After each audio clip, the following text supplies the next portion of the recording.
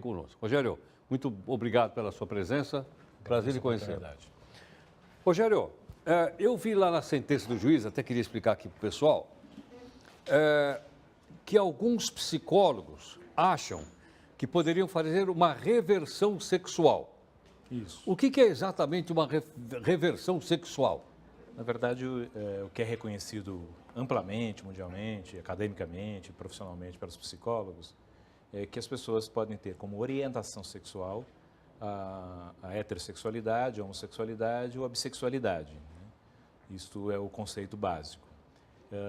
Evidentemente que eles não estão falando de reverter a heterossexualidade para a homossexualidade, né? Eles estão falando de reverter a homossexualidade para a heterossexualidade. Sim. Então, é um conjunto de técnicas aplicadas que vai desde a lobotomia até técnicas aversivas. O que é lobotomia? É a extração de uma área do cérebro que pressupostamente estaria ligado ao desejo sexual.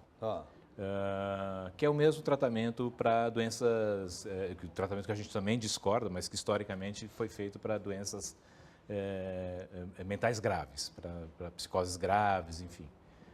Então, existe um conjunto de técnicas que vai de várias ordens e que a pesquisa mundial entende, e todos os dados levam nesse sentido, que elas não, são inócuas, eu acho que mais do que inócuas, elas são prejudiciais.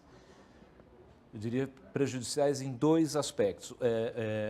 Um é o direto à pessoa, que não tendo a reversão logrado êxito, internalizam a culpa, gera maior angústia, gera ansiedade, gera, portanto, mais transtornos do que a pessoa tinha antes de tentar a terapia de reversão.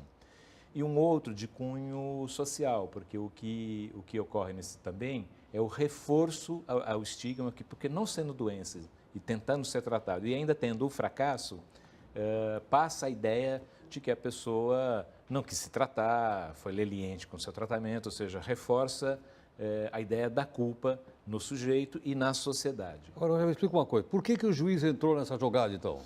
Nós desconhecemos digamos, a motivação, né? Achamos, a princípio, que é sempre que um juiz toma uma decisão de boa-fé. Né? Lógico, claro. Evidente, esse é o princípio, mas nós consideramos que ele errou feio. Primeiro que a própria decisão, uma decisão em caráter liminar, ela gera uma confusão até do ponto de vista jurídico. Por quê? Porque ela diz o seguinte: a 0199, que é a resolução 01 do ano de 1999, né, do Conselho Federal de Psicologia, a 0199 está mantida, é a decisão. No entanto, ele diz para que o Conselho Federal interprete a sua própria resolução da forma como ele apontou, que é considerando que os psicólogos podem fazer reversão sexual, terapias reversíveis, de reversão. Portanto, é uma contradição, porque Agora, há uma disputa entre os psicólogos sobre se deve ou não fazer essa reversão? Não, é muito mais uma desculpa de grupos sociais mais conservadores, às vezes com motivações religiosas. Isso acontece em vários lugares do mundo, não só aqui. Fortemente nos Estados Unidos. Historicamente, essa disputa ela é muito focada em grupos de opinião mais conservadores, ou por motivos religiosos ou políticos, enfim, desde o nazismo, que foi as primeiras experiências em massa de reversão da sexualidade.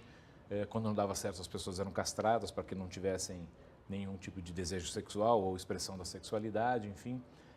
Mas não existe propriamente uma disputa na psicologia. A psicologia tem um grande consenso, tanto que essa resolução é de 99, de 18 anos, e a cada 3 anos os nossos congressos reexaminam, os nossos congressos da psicologia reexaminam essas definições, essas decisões, Agora, e passa-se só para entender, né? Quando o Conselho de Psicologia decide, todos têm que acompanhar a decisão. Isso, porque... Tem força de lei ou não? Tem força de lei, é normativo do ponto de vista do exercício profissional. Né? Tá. Tanto que uma decisão rígida, bem construída de qualquer conselho, de farmácia, de medicina, etc., ele toma muito cuidado para ser uma coisa que é claramente dirigida à sua categoria. Certo. Né?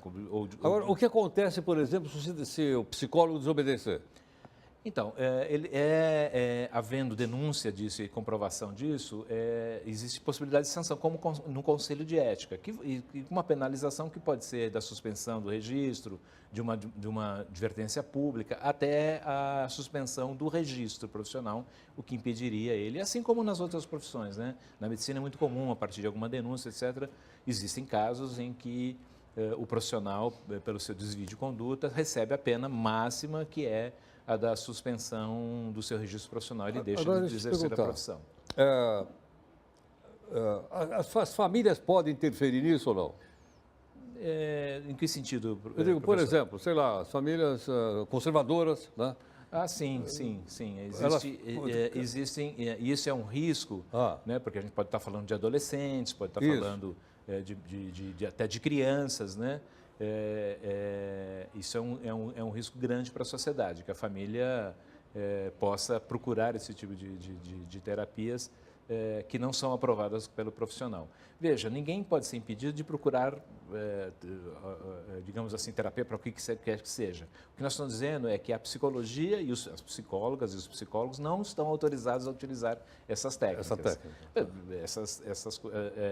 Eu sempre brinco assim, você pode dizer assim, o chá tal é ótimo para o colesterol, mas não é uma prescrição médica, não foi aprovado por estudos acadêmicos, etc., nem foi aprovado pela medicina.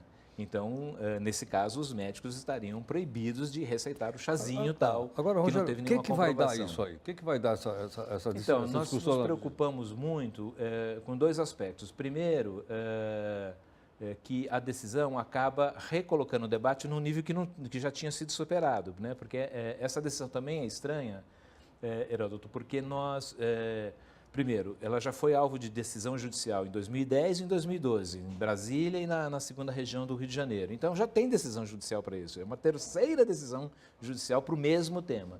Segundo, que ela foi usado um instrumento que é uma ação popular, que na nossa compreensão do nosso departamento jurídico é um procedimento inadequado, porque deveria ter no máximo sido 5 anos após a publicação. Já tem 18 anos, né?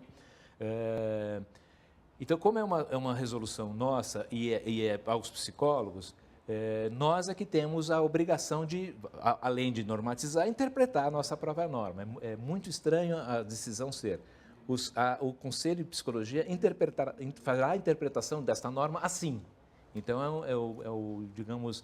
Então, acho que o risco é fundamentalmente aumentar a oferta, né? Esses grupos esses grupos atuam fortemente, inclusive, na propagação disso. E para a gente, isso, primeiro, corre o risco de quem faz e isso não vai funcionar e vai ter todas as contraindicações que esse tipo os estudos indicam e comprovam isso, né? Um aumento muito grande de tentativas de suicídio, um aumento muito grande de quadros depressivos profundos, porque incorpora a ideia do fracasso, né? Eu digo, olha, eu convenço que é uma doença, vou fazer o tratamento de uma coisa que não é doença. Quem diz que não é doença é a Organização Mundial da Saúde. Isso é amplamente aceito no mundo, que a sexualidade são expressões humanas, são orientações da sexualidade, não são doenças, né?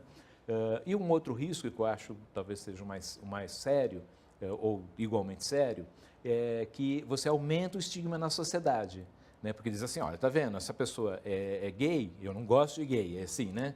E ela é gay porque ela quer, porque já existe o tratamento. Né? E nós estamos falando de uma sociedade a brasileira que, infelizmente, tem sido apontado por diversos órgãos como campeã, né, se a gente pode usar essa expressão, de violência e assassinatos com motivação homofóbica. Então, nós não estamos falando só de um debatezinho ali entre um grupo e outro, nós estamos falando da vida concreta das pessoas. E divulgar tratamento à homossexualidade como se fosse doença só aumenta o estigma, porque aquele que já tem preconceito, aquele que já discrimina, vai olhar, ainda por cima é um doente, né? E aí não vai ter, às vezes você tem aquela coisa, é doente, vamos cuidar, mas ele é um doente que nem quer se cuidar. Né? Portanto, passa a ter ódio das pessoas, aumenta o ódio dessas pessoas e aumenta o risco dessas pessoas. Rogério, eu queria fazer mais uma pergunta para você. Eu vou fazer daqui a pouquinho nas redes sociais. Só um instantinho, por favor. Bom, aqui conosco está, gentilmente, o Rogério Giannini, que é responsável, então, pelo Conselho Regional de Psicologia, aqui conosco. Se você me disser, bom, mas há outras opiniões a respeito do assunto? Nós vamos trazer outras pessoas para expressar aqui livremente como ele fez sua opinião? Vamos, sem dúvida alguma, porque né, esse é o mote aqui do nosso jornal da Record News. Olha, a polícia da Tanzânia